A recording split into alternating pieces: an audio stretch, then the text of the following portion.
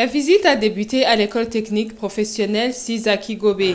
Le vice-président de la République populaire de Chine, Li Yuanchao, a été accueilli par le deuxième vice-président de la République du Burundi, Joseph Butore, certains ministres, dont le ministre de l'Éducation, des Relations extérieures et de la coopération et celui de la fonction publique et d'autres cadres. Après l'accueil, une visite guidée s'en est suivie pour se rendre compte de la capacité réelle de cette école technique professionnelle. En effet, l'école technique professionnelle comprend 7 filières, à savoir la filière mécanique automobile, hôtellerie et tourisme, transformation agroalimentaire, les technologies de l'information et de la communication et d'autres. L'école technique professionnelle dispense également le cours de chinois aux jeunes burundais. Au cours de cette visite, ça a été l'occasion de démonstration des arts martiaux.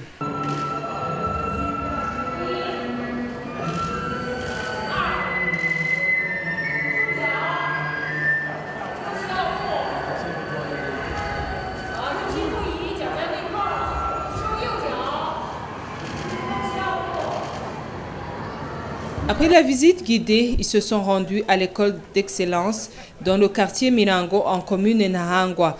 Cette école sera en étage et comprendra 46 salles de classe et un bloc administratif. Après la visite guidée, le premier vice-président de la République populaire de Chine, Li Yuanchao, avec le deuxième vice-président de la République du Burundi, Joseph Butore, le secrétaire général du parti CNDD-FDD et d'autres hautes personnalités, ont donné un coup de main aux travaux de construction de cette école d'excellence. Après la visite, ils ont échangé des cadeaux.